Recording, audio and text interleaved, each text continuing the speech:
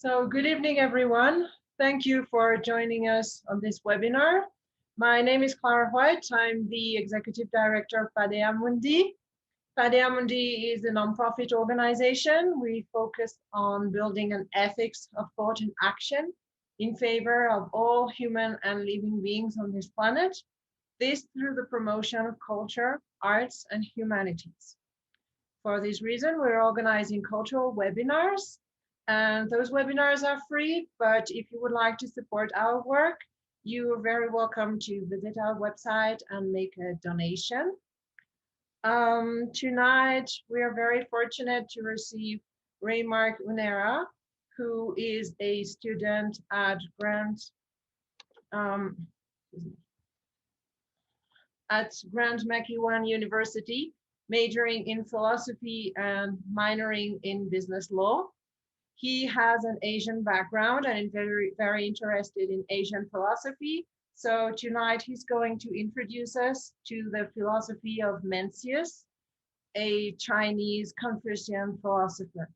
So now I leave you with Raymarck, who will start his presentation. And at the end of his presentation, you will also be able to make questions and we will both answer you. Thank you very much and have a good evening. All right. Hello, folks. Let me start by thanking you all for attending this webinar today. And I hope your evening so far have been great. And I hope to stimulate your thoughts and engage you in a conversation today with philosophical content from ancient Eastern philosophers. I want to give you all a warm and inviting welcome to learning with me about Confucianism and other relevant schools of thought. I hope that you find something interesting in this presentation, and I look forward to hearing your thoughts after the presentation. At this time, I would like to ask everyone tuning in to go ahead and mute yourselves, as Zoom does pick up on some background noise that might interfere with my camera use. I encourage you all to turn on your cameras, and this is mainly for my own benefit, as I prefer to see my audience so that I'm not feeling like I'm talking to myself. As a side note, before we go, I will use the pinyin method of spelling and pronunciation of Mencius, which is the Mencius. Before we go on to introductions that explore our agenda for tonight, I want to begin this session off with a land acknowledgement.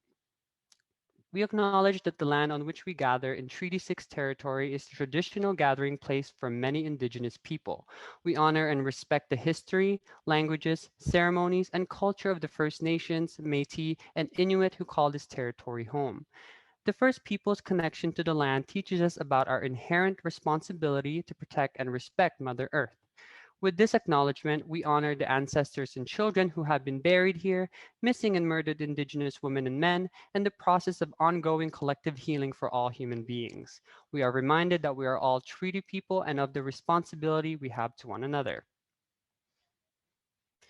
So just a little bit of background information about me. I know Clara just shortly introduced me earlier.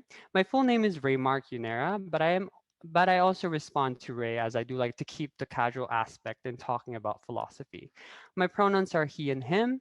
I currently attend McEwan University in Edmonton, Alberta as a fourth-year student coming this fall, 2021. I'm in my Bachelor's of Arts program with a major in philosophy and a minor in business law. I have mentioned some of my interests and some more interesting information about myself on the Paideia Mundi website, so you can go check it out there. As for our agenda for tonight, I will begin by explaining Confucius's perspective on how one ought to understand Ren and its significance. So Ren, we will talk about later. I'm just using the term now, as I will be repeating it a lot. After presenting Confucius's perspective on the topic of understanding Ren, this Confucian virtue, I will then draw a comparison between Mencius's views on the acquisition of this Confucian virtue to that of Shanzi's. This point will set apart Mencius from other Confucian philosophers and emphasize his notion of an internal moral cultivation and his view of human nature, because Shanzi believes almost the exact opposite of what Mencius believes in terms of human nature and application of this human nature. Last, I add legalism briefly to our agenda as the final topic of discussion, and this is intended to act as a contrasting school of thought to that of the first school of thought that we will talk about, Confucianism. By expounding on legalism, we can more clearly understand the uniqueness of Confucianism. As you can see on our agenda as well, we will have a 10-minute break after our discussion on Mencius' philosophy between Mencius and Shanzi's. Before we end, we will have the opportunity to engage in conversation, and I get the chance to hear some of your thoughts, your questions, some points of clarification you might need, or to hear something that you like about the presentation overall. So let's begin. Before we get into the heart of this webinar, Mencius' philosophy on human nature and moral cultivation, we must first familiarize ourselves with the philosopher that greatly influenced Mencius' work, and that is Confucius and Confucianism. Confucius's timeline sits between 551 to 479 BCE, and he is generally regarded as the founder of the moral and political philosophy known as Confucianism. Regarding Confucius's life and experiences, he lived in a time frame of chaos and corruption. Confucius was brought up in a period called the Warring States period, where nation states were constantly engaged in warfare. The nation states' reason behind this conflict ranges from trying to protect their satellite nations to taking back lost land. In response to this madness he experienced, he spent most of his life traveling between these nation states with intention of morally transforming the rulers of each nation state he visited. So think of Confucius's job as something similar to what a senior advisor does for a president. A senior advisor searches for leaders to advise on plenty of matters, which may be about administrative matters, press conferences, scheduling of meetings, etc. The difference is that Confucius advised ancient Chinese rulers. Confucius made it his mission to guide ancient Chinese rulers into moral cultivation to the point that the ruler's morality gets reflected on his policies so as to restore order and bring back the harmony that was present before his time. Confucius's loyal followers followed him in his sort of expeditions, um, where they received his teachings. Through generations of master and pupil relationships, Mencius would come to learn and become significantly influenced by Confucian values, making him a Confucian philosopher himself. Mencius would come to advocate for Confucianism on his own and even present his unique addition or rendition to the school of thought. But we will discuss Mencius a little further on after we've discussed Confucius.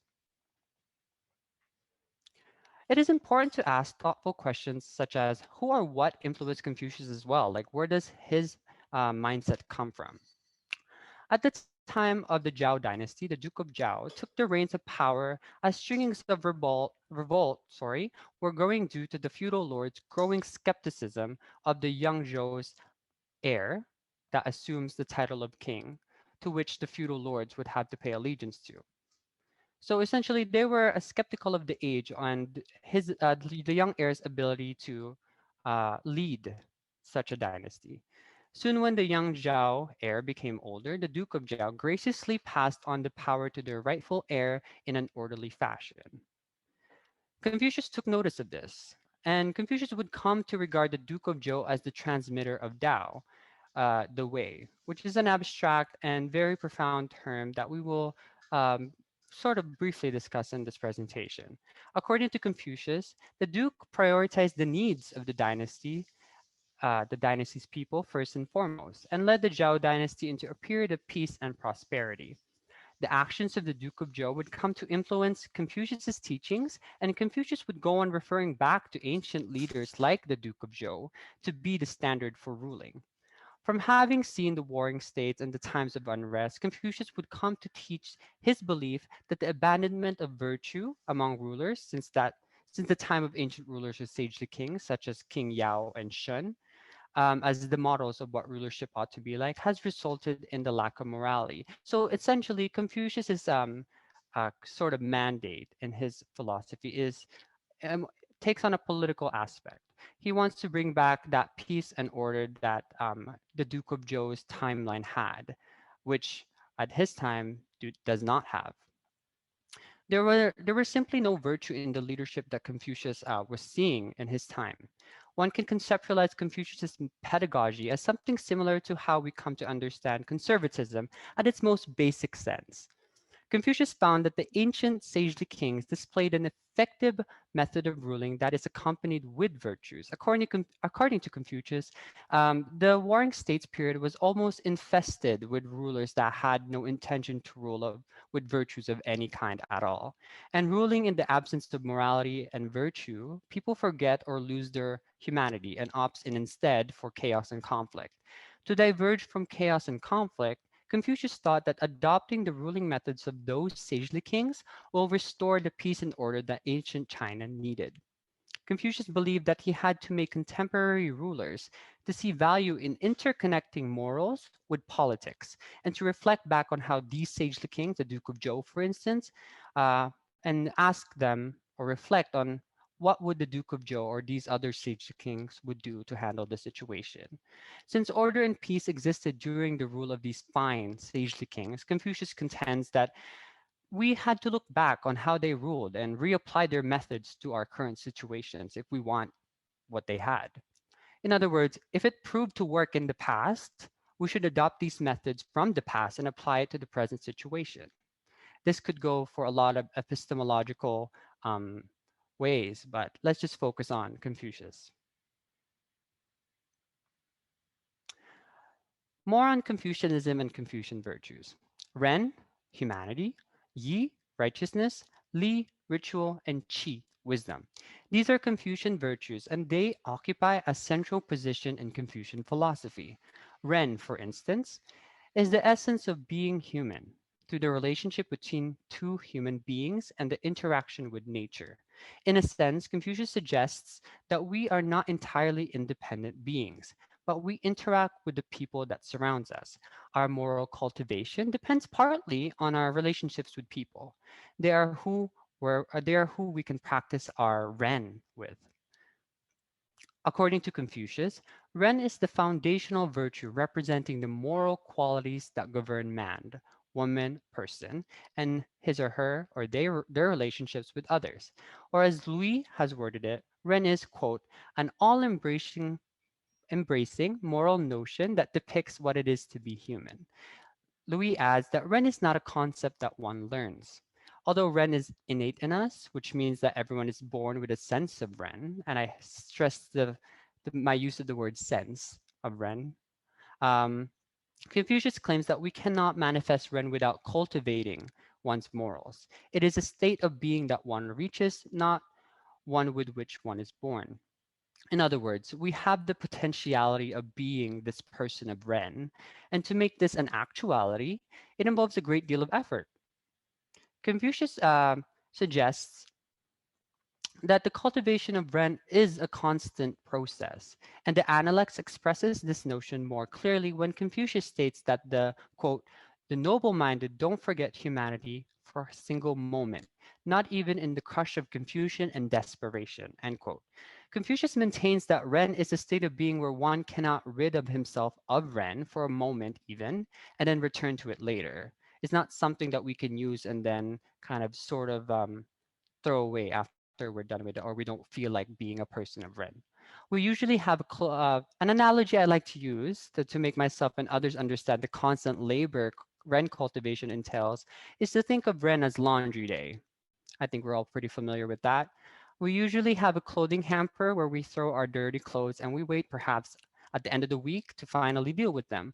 We have the task of sorting the clothes according to color, whether some pieces need a delicate bag, some pieces need to be hand washed, some need to be hang dried, some may even need to go to the dry cleaners, right? Additionally, we actually have to do the washing process after this sorting process that I just mentioned. We have to be patient for the washing machine's job to be finished, and we have to wait again for the drying process to get finished. Um, Furthermore, after washing and drying, we're not done yet. We still have to fold. We have to hang up our clothes that we will take out anyway because we need clothes when we go outside or even when we stay and lounge inside. I know you think you're finished. Nope. The clothes you wore while doing the laundry will be the first set of clothes that you will toss in the laundry hamper after you've finished emptying it. So your work is not really done. It keeps going on and on. So your work never really stops when it comes to laundry, right? This is similar in a way to the cultivation of Ren. I'm mainly here emphasizing the constant process that Ren entails.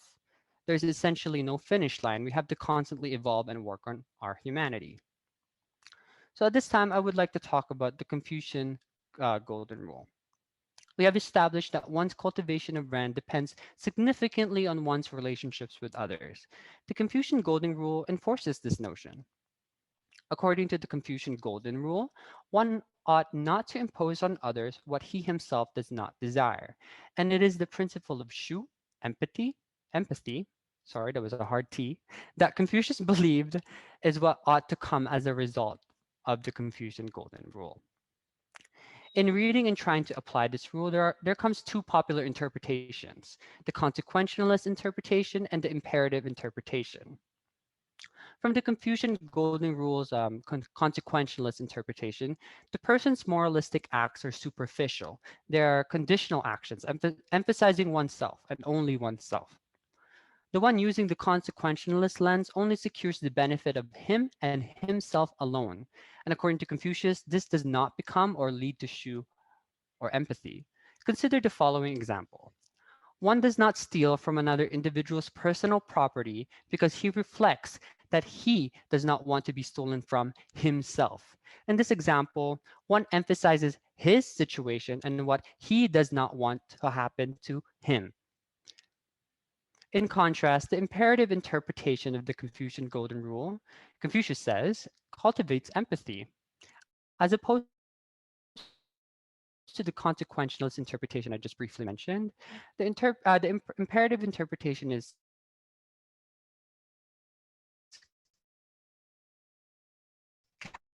categorical,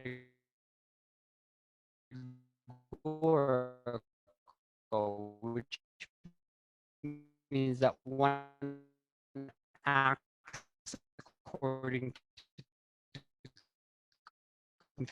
Confucian golden rules, or in other words, first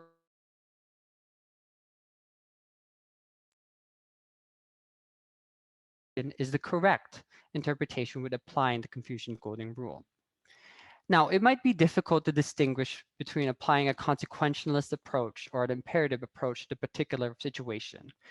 It is quite reasonable for one to give the counter argument that the consequentialist example I just gave is not very different from the example in the imperative interpretation.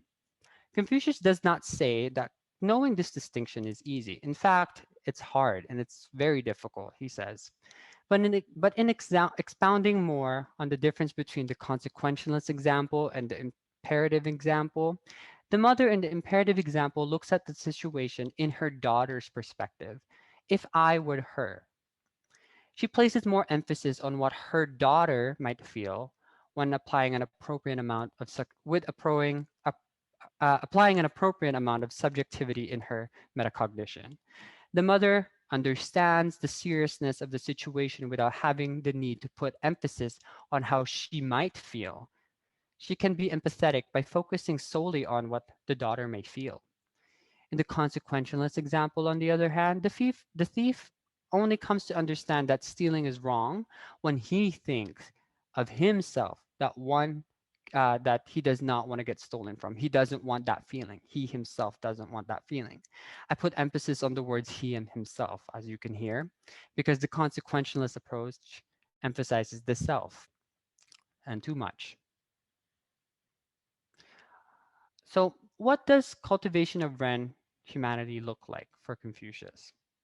Confucius's vision for the restoration of society into a harmonious whole is rooted in personal transformation, the cultivation of excellent individuals, one person at a time. One becomes a morally superior person, or a shanzi, in comparison to that of petty people, as he calls it. These people have begun to understand and adopt the concept of the Confucian values and virtues I have mentioned in the previous slide. However, Confucius adds that Ren is also always concerned with human relations, right? Ren involves not only oneself but others, as I alluded to earlier quite frequently. Those morally exemplary individuals or Zhanzis that lend their hand to their peers and others around them in their pursuit of moral cultivation becomes a man, but more appropriately, a person of Ren.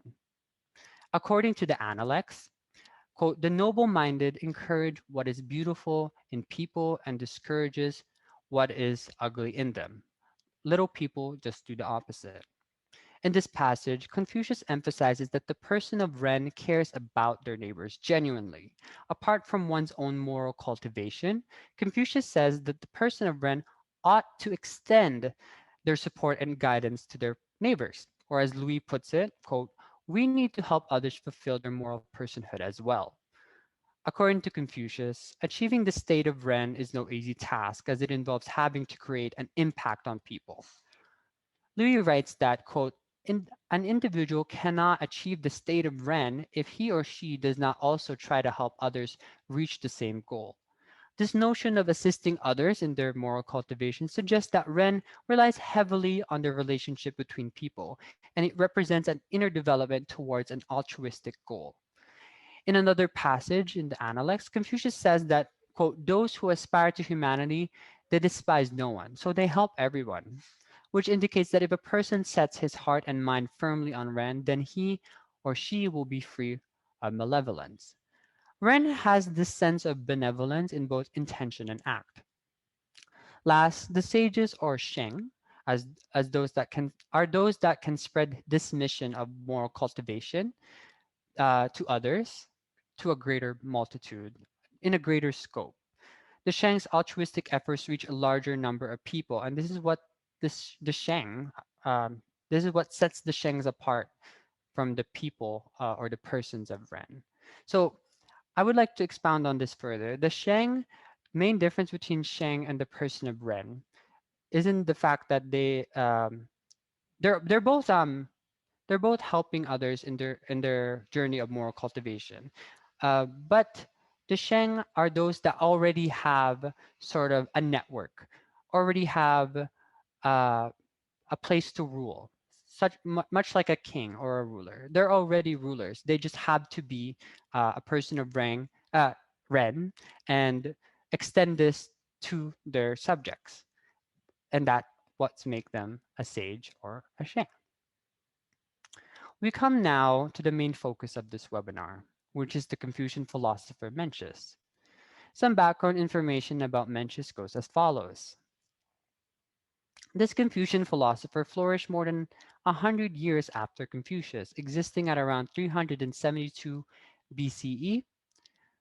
Scholars have regarded Mencius as the second most important philosopher in the Confucian tradition, after Confucius, of course. As I briefly mentioned in an earlier slide that talked about the biography of Confucius, Confucius's teaching trickled down to Mencius's way of thinking through generations of master-pupil relationships. So it is not entirely accurate to say that Mencius's master or teacher was Confucius himself, but Mencius's mentor was a student of Confucius. Mencius made it his lifelong mission to defend Confucianism from other schools of thought during his time. He also made it his task to advocate the Confucian ideals to leaders and other intellectuals at the time. Here we can see a similar theme between Mencius's tasks to what Confucius was doing at his time. Just like Confucius, Mencius concentrated on educating and advising others, mainly leaders and intellectuals, on items like how to be a good ruler. And I emphasize this word good, bad, nature now, as I will expound on the meanings of this later when we get to our next philosopher. But I would just like you to keep in mind that I'm using good, bad, and nature in a very specific way. So yes, Mencius advises leaders and intellectuals on items like how to be a good ruler and how to be a good person. Mencius's philosophy, as I alluded to it at the beginning, sets him apart from other Confucian philosophers, and this is because he provides a very unique and optimistic perspective on human nature, that we are naturally good. This very big word. So moral cultivation in Mencius's perspective. With Confucius's perspective of Ren explained, I move to Mencius's view on Ren. Mencius believes human beings have innate potentials, inclinations, or capabilities towards virtues such as Ren, humanity, yi, righteousness, li, ritual, and qi, wisdom. According to Mencius, humans naturally tend towards these values naturally. However, he does not argue against he does argue against the claim that the desire to do the right thing is imposed on us from the outside. Mencius expresses that humans do not retrieve Ren and other Confucian virtues externally. This does not come from the outside. It does not sort of trickles down on us like rain.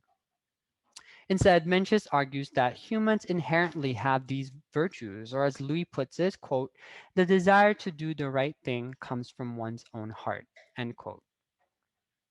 Mencius explains his view by using many agricultural metaphors to describe these potentials, inclinations, or capabilities as the seeds or sprouts of morality. Because Mencius describes humans as goodness as seeds or sprout, the description connotes a meaning that one's goodness or morality needs to develop and come into existence with proper nurturing techniques, just like farming. In other words, a sprout, it will not remain as it will just remain as a sprout or may not even germinate if the gardener does a poor job of keeping the seeds cultivation up. For the seeds to actually grow, the gardener must conduct good gardening by ensuring the seed soil is full of nutrients, by ensuring that they receive appropriate amounts of sunlight, etc. So by the same token, Mencius adds that humans are born with only these potentialities for Ren and other Confucian virtues. And so one needs to cultivate and develop Ren and other Confucian virtues fully for them to reach maturity. The only difference is we don't have a gardener, we are our own gardener. So how can Mencius claim that human nature is good? How can he claim that? As critical thinkers ourselves, we ought to ask how did Mencius arrive at this claim that human nature is in fact good, or has, as he argues, good? That we are predisposed to being this good. How does Mencius exactly arrive at this conclusion? It is very reasonable for us to question and look for what Mencius thought as evidence for this claim. So, what evidence does Mencius adduce for this view? Mencius expresses his argument clearly in the form of a thought experiment. I will try to do my very best to maintain the integrity of Mencius's thought experiment in his work, behind his very optimistic account on human nature. Let's begin with our thought experiment. Suppose here that you see a very cute, very innocent, very helpless child, and his name is Bata, which is the word kid or child translated in Tagalog or Filipino. He is just out here crawling to places and wandering around until he obliviously wanders very close to an open and scary looking well, which threatens his safety. As a child, his size falling down into a well may be fatal. You see, when I was preparing my research for this webinar, I came across this thought experiment and asked myself, what would I do if I see Bata or any child for that matter wandering dangerously close to a place that might compromise their safety? I'm inclined to say that I would most likely run as fast as I can to the helpless and little Bata and quickly grab him and place him somewhere away from the scary looking well or mainly somewhere safe. Mencius would say that my reaction is very natural and it is what any one of you would have done. You too would save little Bata from the potential fall or even the threat of the fall. In this case, Mencius would enforce his claim further by adding that grabbing the child away from danger is a non-reflective and quick reaction that is natural in us. A situation like this stimulates the sprout or of our seeds of morality. In Mencius's argument for the goodness of human nature, he uses a thought experiment to ask what an individual would do or feel compelled to do should he or she or they see a child walking close to a well with a deep fall. According to Mencius, a person would naturally feel compelled to approach the child to save them from falling into the well. We would we would come to experience this sort of sensation or feeling that we have to intervene, like we have to save them in the situation from the falling or the potential fall. In the thought experiment, Mencius is quick to add that our inclination to help the child in danger does not arise from our desire to be recognized for a good deed. Mencius adds that we we save the child from danger not because we want to have some sort of kinship or relationship with the child's parent, as I think that would be absurd. In other words, Mencius argues that our inclination to save the child from danger comes not from external self-motivated motives, but instead as the reflection of our seeds, of the seeds or sprouts of moral virtue that are innate in us. The stimuli of the child, an innocent appearing entity falling into a well, evokes some sense of feeling that we want to avoid. Our conscience would not sleep if we allowed the child to fall and die. Mencius argues that this is where the seeds or sprouts of moral virtues such as righteousness, yi, become manifested. Our reaction to saving the child from falling into the well is evidence that we have good human nature, because no external factors would tell us to save the child, but only our natural disposition. No one is telling you, hey, if you go save that child, you get $1 million. No one's telling us that. There's that natural kind of sensation or natural pull towards our rescue. One might ask, is this really because we are naturally good that I come quickly and almost spontaneously to come to Bata's rescue? Could I could it be that I save Bata from potential danger from other ulterior motives?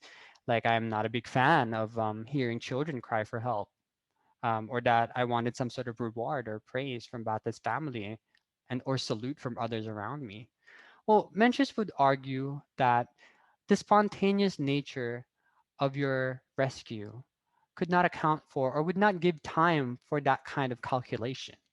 You simply do not have time to make that thought or go through that rational thinking. If I save this child, I'm going to get praise. If I save this child, I won't hear the crying. No. Mencius would argue the other that it is our natural inclination and not some sort of external motive. A thought experiment by Australian moral philosopher that resembles some key aspects of Mencius' thought experiment we discussed just in the earlier slide, the shallow pond case. And some of you might be familiar with this thought experiment. As you will see when I play the short video, you will notice that it has some qualities or features in common with Mencius' thought experiment. There is a child in danger and a rescuer. The rescuer also had the instinctive, non-calculated, and spontaneous judgment to dive into the shallow pond to rescue the drowning child. And she saves the child at the expense of the appearance of her clothes. But she is not, as the video will mention, regretful for saving the child from drowning, even with the fact that she missed her university lecture that she has to teach on. Towards the middle of the video clip, Singer challenges us that donating to charity is equivalent to saving the child from drowning. This is more so his very thought-provoking part of his thought experiment. As donating to charity, he argues, may also result in a child surviving because they they had the chance to eat and not starve. The money will save them. Now, I mentioned this point in the video as Mencius will sort of respond to the seeming difference that some claim between saving the child in the shallow pond and donating money to save a child experiencing poverty and hunger. So I would like you to hold on this thought later on, as I will bring it up later with Sanji's case about us reflecting on the morality of money lending and um, money in general. Imagine you're a famous professor. You're all dressed up in a new designer suit and luxurious shoes. Your lecture starts in 15 minutes. On the way to the lecture, you pass a pond. But what's going on here?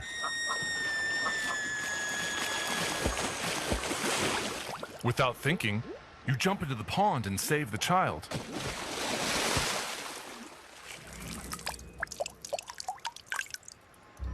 Your suit and shoes are ruined, and you could forget about your lecture. But it's very clear in your mind that it was the only right thing to do. All right. So I don't know if that thought experiment of Peter Singer rings any bells, but it is a very interesting thought experiment as well. Now, in this slide, we will discuss Mencius' sort of response to Singer's question on whether is there kind of some difference between saving the child from the shallow pond and donating to charity to save a child from hunger and poverty? Is there really a distinction on why some people are more reluctant to saying yes to donation? In an example widely talked about and debated by contemporary philosophers and scholars, in the Mencius, it wrote that there was a time that Mencius acted as an advisor for the king of his host country. Mencius made it his task to make sure that this king will recognize the goodness in his own heart or heart mind. Recall Mencius's position that we, as humans, are naturally good by potentiality, and it is just a matter of moral cultivation to reintroduce ourselves to this goodness that with which we were born. Mencius writes that he witnessed the king witnessed the emergence. Sorry, Mencius writes that he witnessed the emergence of the king's seed of morality, the sprout of his morality, when he showed compassion for the ox that he had previously seen being led to be slaughtered for sacrifice. The king apparently was moved by this sight, and he was so frightened to see it, to the point that he ordered for the ox to be spared and to be replaced with a sheep instead to take its place for slaughter. One might ask, is there really a moral difference between slaughtering an ox and slaughtering a sheep? I mean, both animals were indeed up for slaughter, and one did get slaughtered. Well, Mencius, um, he provided that there is a difference between slaughtering an ox and slaughtering a sheep. He writes that the king simply did not see the frightened looks of the sheep, and if the king had seen the frightened look of the sheep as well, Mencius was confident that the king would have spared the living creature as well. So, in a way, Mencius may respond to Singer's challenge that if the university professor in the video example sees the child suffering from hunger and poverty in person, like she can see it directly or right in front of her, she would have responded with the same urgency to help that she did for the child in the shallow pond. Although it might seem that the king did not display significant moral development in replacing the ox for the sheep for sacrifice, Mencius maintained that in sparing this ox, the king showed a glimpse of Ren humanity in his heart. Mencius adds that if the king's compassion and the compassion for the frightened ox can be extended, and I will mention and put emphasis on this word again, extended, as it is important to Mencius's philosophy. If he extended this compassion that the king felt for the ox, the frightened ox, to the people that he rules, then he would love his people and become more sympathetic to their suffering. It is important to extend these virtues to animals and all living beings as well. And our mission suggests in the Paideia Mundi stance, humanity is for all and not to be exclusive to a particular group. The way of extending one's compassion from an ox to, say, people is another hallmark, as I mentioned briefly in the last slide, in Mencius's moral and even his political philosophy, which is a very Confucian characteristic. Let's explore this further. You see, in Confucianism, one of this school of thought's basic teaching is to acknowledge that one's natural inclination to love one's own family more than one would love a stranger. That is one of many Confucian ideals or teaching that Mencius tries to defend from from other schools of thoughts like Moism. Nevertheless, Mencius added his own nuance to it. So, if I could explain this further, Mencius seems to be advocating for a distinction in how much we love, or what kind of love we give to our family to that of our friends or peers. Now, according to Mencius, to spread humanity or Ren, or to be a person of Ren, we do not really need to deny these natural inclinations to love others and try to achieve impartiality in our sentiment. In other words, he asks us not to compare our love for our family to our love for others. One does not love a friend because one has enough love left to spare from loving one's family. One simply loves one's family and friends. Mencius says that we only need to extend these natural preferences to others, to empathize with others, to have the same feelings toward their own family members.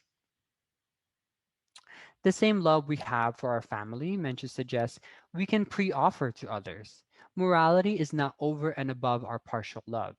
Instead, it is simply a demand on us to take one step further. And that is exactly it, one step further. You may start loving your family as they are the first people you may get to know when you are born. And when you are mature enough and you meet more people, you extend this love you've cultivated from your family and apply it to your friends. This principle of extension for Mencius is a way for us to be people of inner humanity. A simple reflection might ask, like, would you ask yourself, is your love for your family different from the love that you have for your friends? Would you, if there was a hypothetically a danger, would your rescue for your friends differ from your rescue of your family? These are the types of questions I think Mencius was trying for us to reflect on. All right, let's explore Mencius's principle of extension more. Let's read this passage together. Quote, treat with respect the elders in one's family, and then extend that respect to include elders in other families. Treat with tenderness the young in one's own family, and then extend that tenderness to include the young in others' families. End quote. In this passage, we see Mencius' principle of extension more clearly, but the passage speaks more on treating others with respect according to their title. I like to call this as horizontal extension. Another way to think of this sort of horizontal extension is when we stretch our arms apart like what the picture suggests.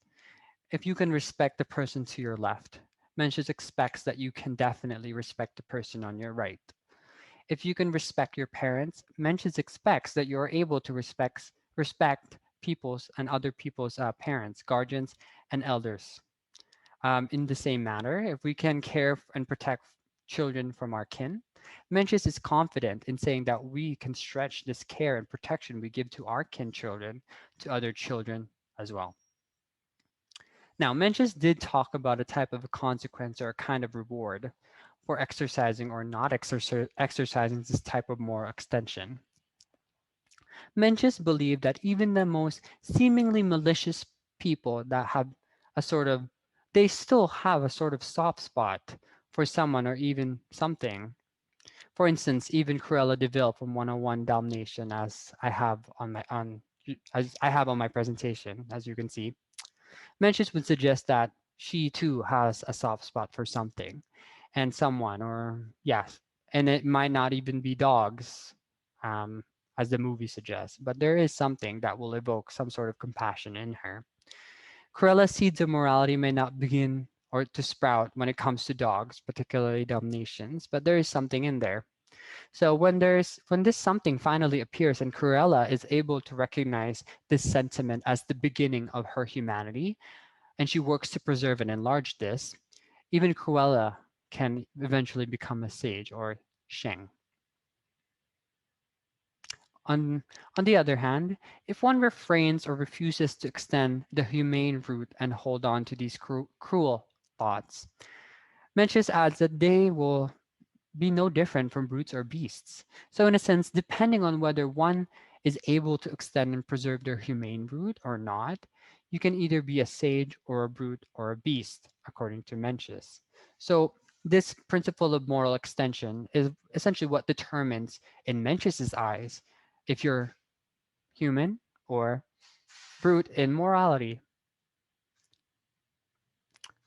Mencius emphasizes the paramount importance of cultivating one's seeds or sprouts of morality, as he says the following, quote, we all possess these four seeds, and if we understand how to nurture them, it will be like fire blazing forth or springs flooding free.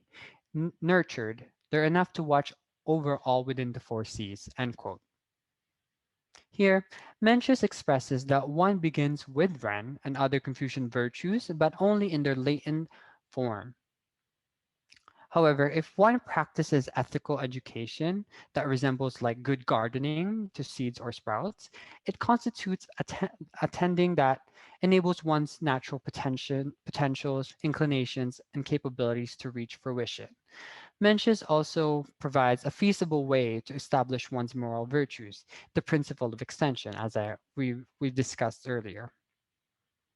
According to the principle of extension, one can cause one's compassion to cover a larger area.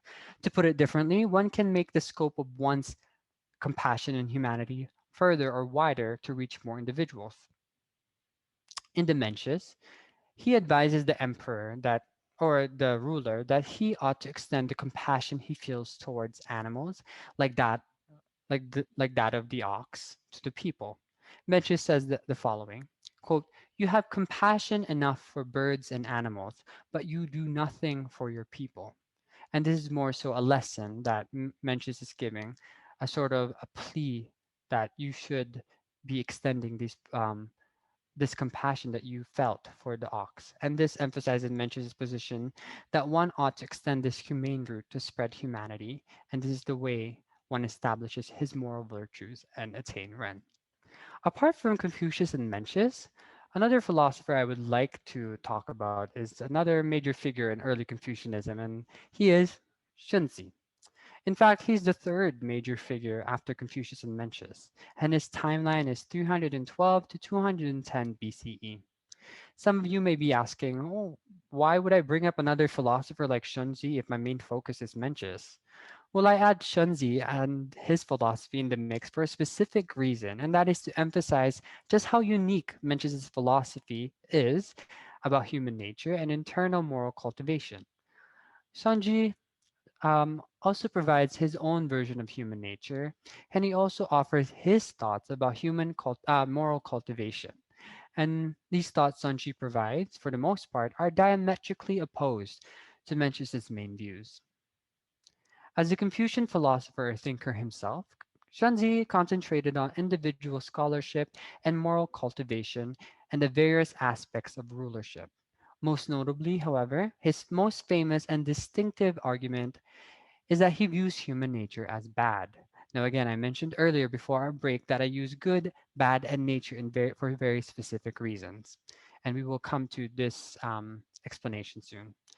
And one's goodness is the result of one's deliberate effort in following rites and rituals. So his argument is we're bad, inherently, naturally bad, and our goodness or good people only come from following rules, rites, and internalizing them as to becoming a morally cultivated individual.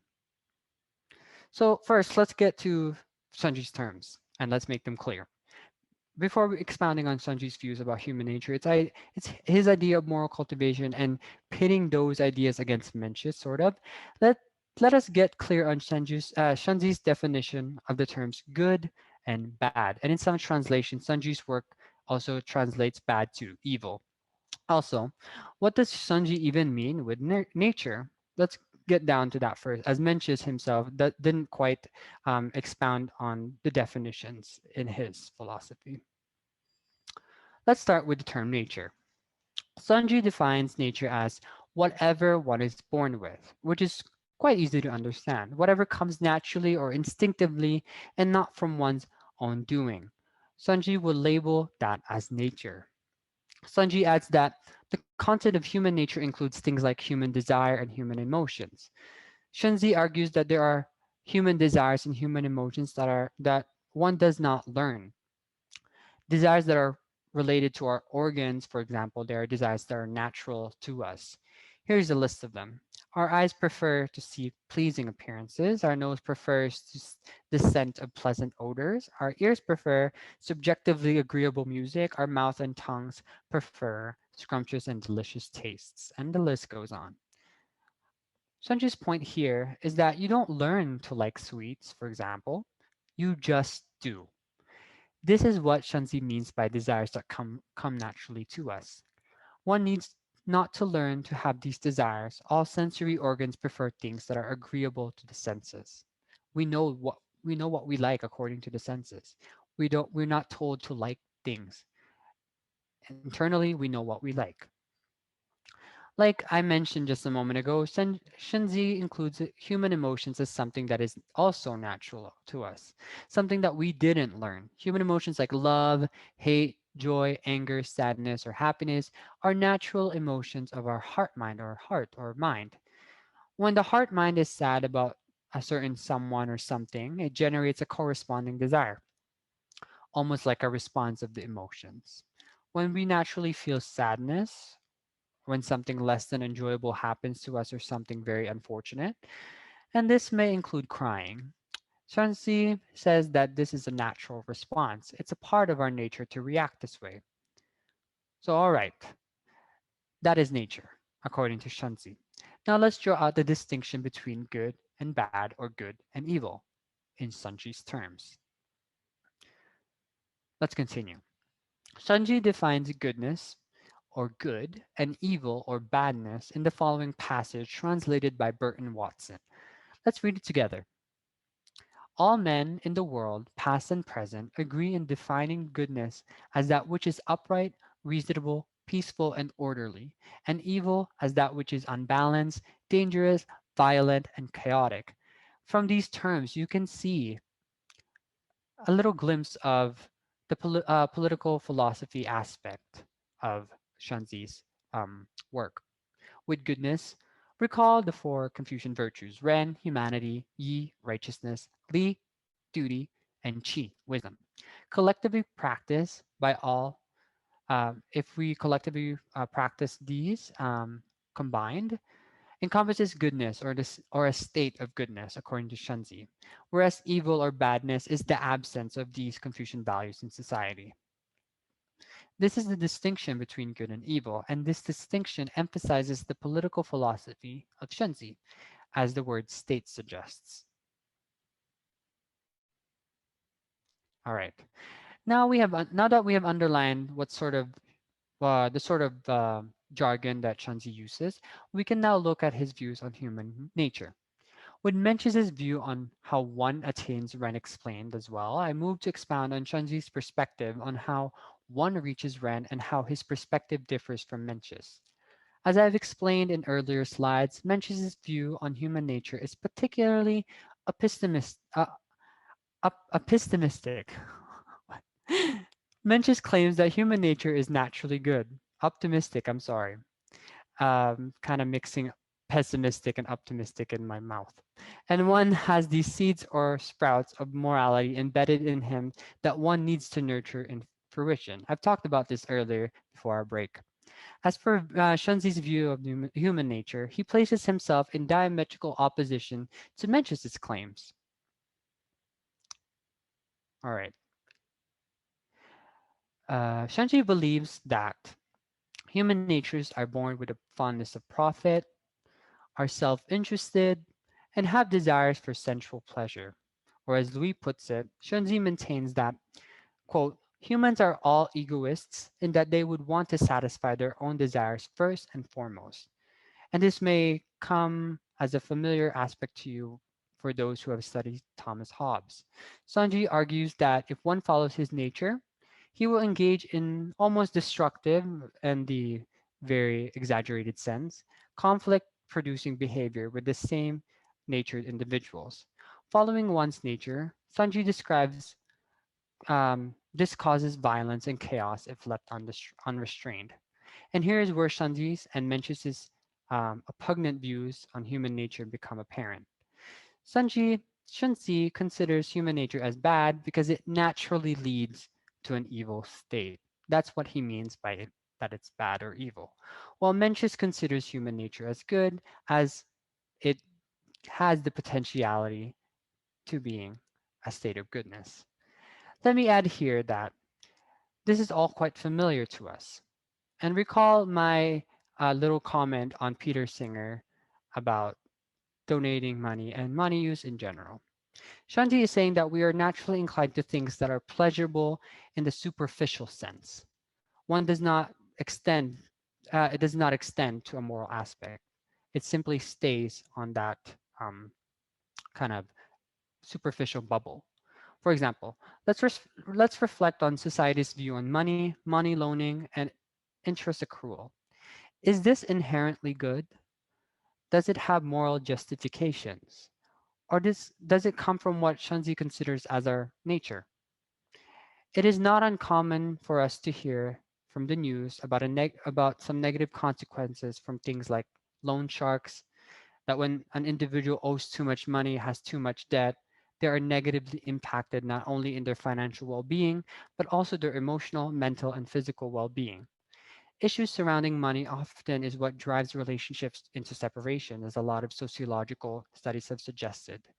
So, is money loaning and is money lending and money in general, are they morally justified? I leave you with two passages that argues that it comes from an inherently bad place. The first is a biblical verse from the book of Timothy, chapter 9, verse 10. Quote, "From the love of money is the root of all evil, which while some coveted after, they have erred from the faith and pierced themselves through with many sorrows." End quote. Apart from the Bible, the topic of money lending, it has been discussed by Cicero as well, and a lot of ancient philosophers as well.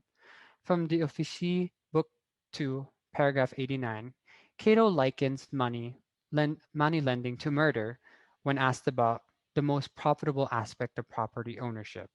The part of the paragraph writes, quote, "And when his questioner said, 'How about money lending?' Cato replied, 'How about murder?'" End quote.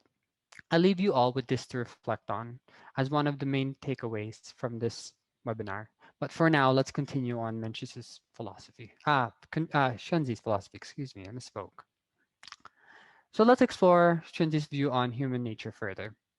Shunzi thinks humans are all egoists, self-interested and selfish first and foremost, which is the cause of violence and chaos if left unrestrained or uncontrolled. Shunzi adds that human nature is bad in the respect that it naturally leads to an evil state. Shunzi comes to believe this about human nature from his observations of how human natural inclinations to what is pleasurable and humans' natural aversion to what is not pleasurable. Shunzi assumes that scarcity and limitedness of resources is a function of human desire. Scarcity will heighten the human desire, which takes on a chaotic route where there will be no room for empathy. For instance, humans naturally want to avert hunger, so they will do whatever they can to feel satiated, satisfied, or free from that feeling of hunger. However, given the fact that there are limited resources for sustenance, Shanzi thinks that with the nature of human beings being egoistic and the scarcity of resources combined, chaos will come as a result, in which case, Shanzi adds, the kings or leaders ought to implement rules to transform and acculturate them from their egoistic nature to become more compassionate and empathetic. So, what does moral cultivation look like for Shanzi? Um, as he is a moral Confucian philosopher, he still thinks about how an individual person can morally cultivate themselves into persons of rent. Although Shanzi considers human nature as bad, Shanzi does not deny human beings the capacity to think and be decisive in whether accepting to do what their natural feelings and desires instruct them to do. To have the ability to understand rules, to have intellectual capacity, according to Shanzi, is a part of human makeup. This capacity or potentiality grants humans the ability to practice moral conduct. And this intellectual capacity or intelligence to understand rules is what is unique to humans, an attribute that sets us apart from animals. Now, recall Mencius' views on what separates humans from brutes or beasts. Mencius argued that the ability to extend virtues such as Ren, humanity, and other Confucian virtues is what set the human apart from the brute or beast. The beasts are the ones who cannot or does not extend these Confucian virtues to a larger scope. With Shanzi, he adds that humans, through their intelligence, can turn their natural tendencies away, away from conflict and chaos and turn them towards Ren. So from Shanzi's position, although we are not born good and We don't have these seeds or sprouts of morality. We are, however, born with some sort of intelligence that actually responds to rules and rituals. They see some sort of value in following rules and rituals. For one to undergo this kind of transformation, one has to actively restrain one's egoism by familiarizing oneself with rituals and rites or rules of propriety or duty, li. Shanzi, for Shanzi, one can learn Ren and other Confucian virtues, or as Louis puts it, quote, Shanzi concludes that man's nature is bad and that his goodness is the result of external restraints. According to Shanzi, once one internalizes these rituals and rules of propriety or duty, li, one transforms into a less egoistic, more humane, and good individual.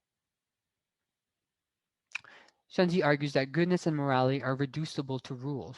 Rules create morality, and they regulate human nature. Here, another point of contrast between Shanzi and Mencius is clearly visible. For the former thinker, Shanzi, he views morality as something externally developed, something that one can extract from rules and rituals. And the latter thinker, Mencius, views morality as something internally developed, something we already had innate in us, that we just had to cultivate into fruition. I liken Shanzi's view in terms of how I understand Shanzi on how to morally cultivate ourselves as I think it was Kierkegaard's um, different types of kind of lives, like the ethical life, the religious life. There has to be that sort of transition in valuing the rules that are in place. Um, an internal battle in the ethical life involves the um, the restraint of the ego and respecting or listening to these higher superior virtues that leads us to this religious life that no longer involves this um, conflict of in the internal. Another point of the distinction, the Confucian principle of yi, I have not quite expounded on this, but I will now, is a kind of moral disposition to be good. It is supposed to be understood as righteousness. According to Confucianism, it is one of many principles one ought to fulfill to become morally cultivated. It is essentially one's ability to recognize and be aware of what is right or good. In other words, it is our ability to feel what is right, what is the right thing to do according to the circumstances given. Mencius and Shunzi are both Confucian philosophers, which is to say that both thinkers agree that righteousness yi is important to one's moral cultivation. However, Mencius and Shunzi differ in how they interpret its upbringing.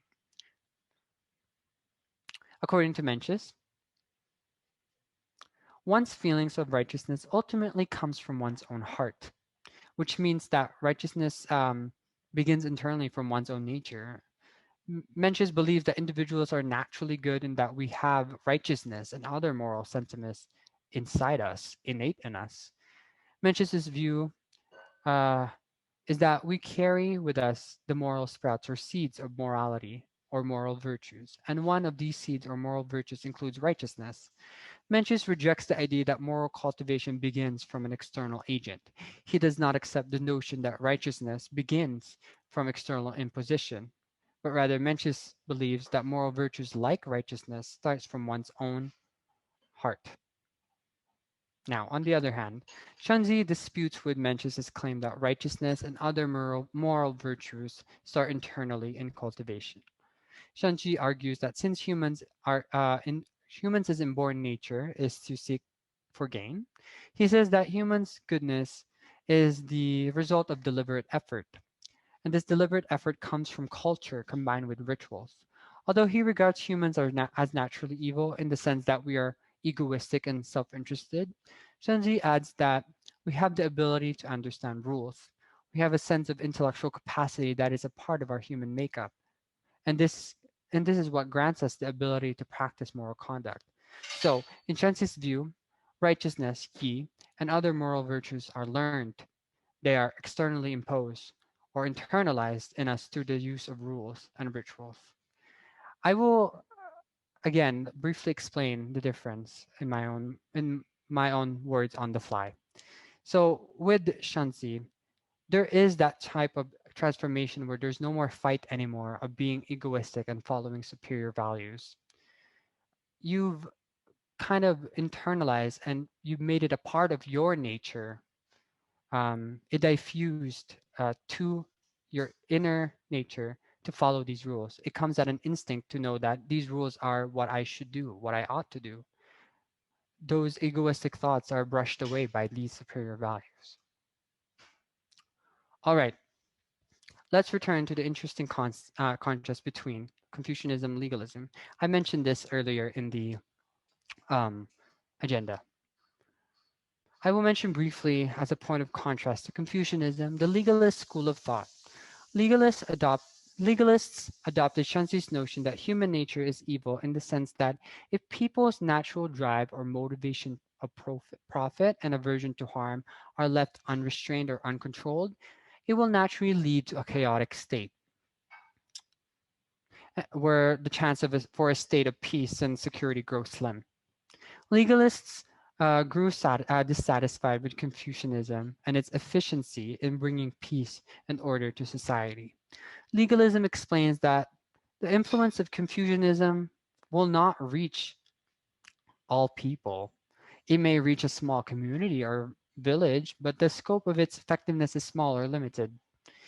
So a student of Shanzi, as the synthesizer of the legalist school of thought, Han Fei um, he says that the teachings about the journey toward Ren, humanity, will not persuade all or many people. Legalists, they argue that it is the rule of law and the threat of punishment that will influence a larger number of people in comparison to Confucian journey to Ren. It is hard to lead or rule by example, as the Confucians advocated for, legalists argued. And leading by virtue can only work limitedly or in small groups. They say they say we cannot rely on people's good nature, but we can rely on people's aversions or distaste for punishment to have an orderly society.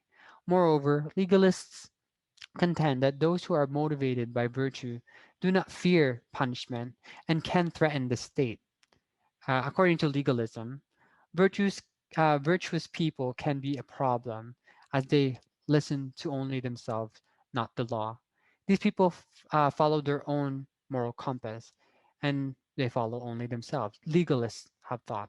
So, in a sense, Confucian thinkers they can be viewed by the legalist society as rebellious and may even be considered as threats to the stability and order that the legalist ruler intends to maintain. Essentially, legalism uh, they seem to separate politics from morality. It argues that politics is one thing and morality is another. Politics is about governing citizens, and it is not about morally transforming citizens whatsoever. Morally transforming individuals is one of the mandates of politics. Oh, sorry, misspoke. Morally transforming individuals is not one of the mandates or a mandate of politics. Moral transformation is a job for the moralists and educators, legalists have argued. Put differently, legalists view politics as immoral. They are not concerned with moral judgment or moral behavior. On the other hand, Mencius and Confucius defend the view that morality and politics are indeed connected, that morality, moral judgment, and moral behavior are part of a ruler's job. Confucians believe that morality is an indispensable element in politics. In fact, they argue that it is an ideal function or mission of the government to morally transform its people. And to do this, the ruler should be a sage king, which, as we discussed earlier, a person who makes it their mission to help their neighbors through their journey with moral cultivation.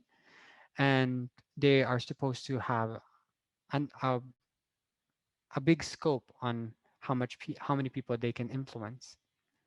So typically, they are high-ranking individuals. So coming back to the idea that legalism may view Confucians as threats to the rule of law and the punishment or curricular procedures of the state, it is important to realize that Confucians do not necessarily listen to themselves. They are not nihilists. They listen to superior and communicated values. They listen to their ren, yi, li, and qi. They don't make up these values. They listen to the Confucian virtues. They may disregard or even oppose the rules of the state if and only if the rules in place are immoral or does not transmit or advocate for moral transformation. Again, Confucians believe that it is a responsibility of the state to help the citizens in their journey to individual moral cultivation. There is a higher moral aspect that the state ought to uphold, not just outward behavior. There are plenty of examples throughout history where people oppose the laws of a state because they consider this to be immoral. Um, an example that I can think of that's very familiar to us is Nazi Germany. There was a lot of opposition towards Nazi rule of law, as there was questionings about um, their morality in terms of how they, were treating Jewish citizens. And another more contemporary one is the Palestinian and Israeli conflict. Some may argue that um, those that support the Palestinians' right for self-determination is wrong because it does not follow the rule of law. But moralists may argue and Confucians may argue that they see a higher virtue. They're arguing for something higher than uh, questioning the rule of law. So I hope I made that distinction clear. Thank you. Yes, for Clara's comment, for more on Paideia Monday's activities or to make a donation, please visit www.paideamonday.org. Thank you for joining with us tonight. And I do have my biblical references as an academic student. I do not want to leave that behind. So here's the text that I've used for the content of my presentation. They are all great works to look at. For those that are interested in looking at these texts, please take a screenshot of this slide or email me. I will provide my email address in the next slide. And if you wish to email me, if you want me to email the works that I use for my research. And then, and that concludes our webinar on our Eastern perspective on the view of human nature through the works of Mencius, Mengzi, an ancient Chinese philosopher. I thank you all for attending and engaging in conversation with me about the works of the philosophers that we have discussed tonight. If you have any questions that you're not able to ask during our 10-minute question period, please feel free to email me at raymarkunera@gmail.com, and I will be more than happy to answer your questions there.